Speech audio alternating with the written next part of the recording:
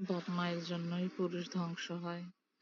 পুরুষের ধ্বংসের মূল কারণ বউ নয়, বরং বাপ মা ও তার পরিবারের অতিরিক্ত চাপ। পুরুষ ভেঙে যায় তখন যখন তার নিজের মতামত আর স্বাধীনতা ক্ষুণ্ণ হয়।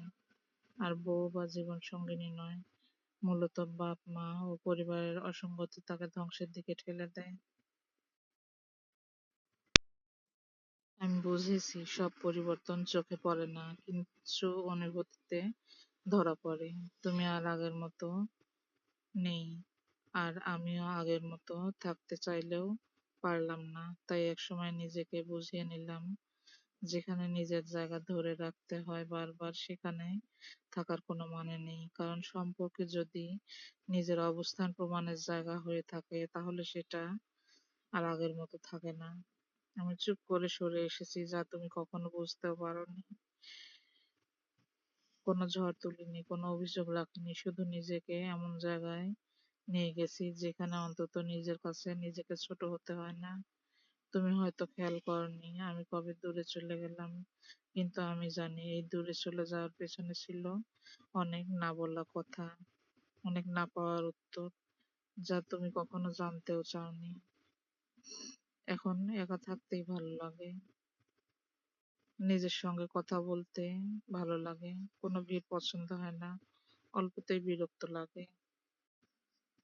একজন মানুষ যত বেশি চুপচাপ হয়ে যায়, বুঝবেন সে মানুষকে তত বেশি চিনে ফেলেছে।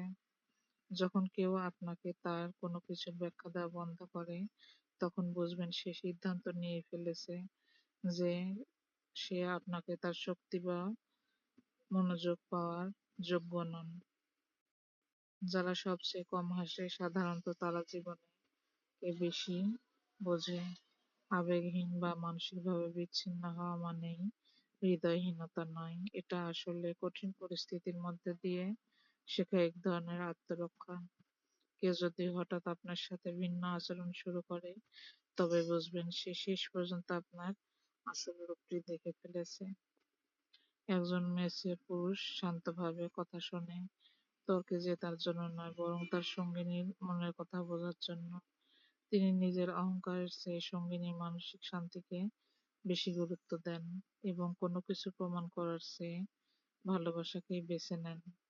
তিনি সবসময় স্নেহ ও ভালোবাসা প্রকাশ করেন, শুধু রোমান্টিক সময়ে বা নিজের সুবিধামতো সময়ে নয়।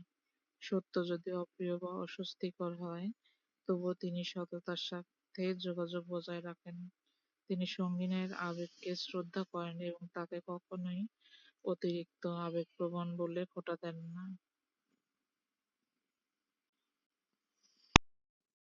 একজন স্ত্রীর প্রতি তার স্বামীর হক বা কর্তব্য অনেক, তার মধ্যে আছে স্ত্রীর ভরণ পোষণ করা, শারীরিক চাহিদা পূরণ, স্ত্রীর কথার মর্যাদা দেওয়া, স্ত্রীর পিতামাতাকে মর্যাদা দেওয়া, স্ত্রীকে আঘাত কিংবা মারধর না করা, ধর্মীয় বিধান অনুযায়ী তা পালনে উৎসাহ দেওয়া, স্ত্রীর গোপন কিছু অন্যের কাছে প্রকাশ না করা, কৃতজ্ঞতা এবং প্রশংসা করা, স্ত্রীকে নিয়ে ঘুরতে যাওয়া, সময় দেওয়া, স্ত্রীর সাথে হাসিমুখ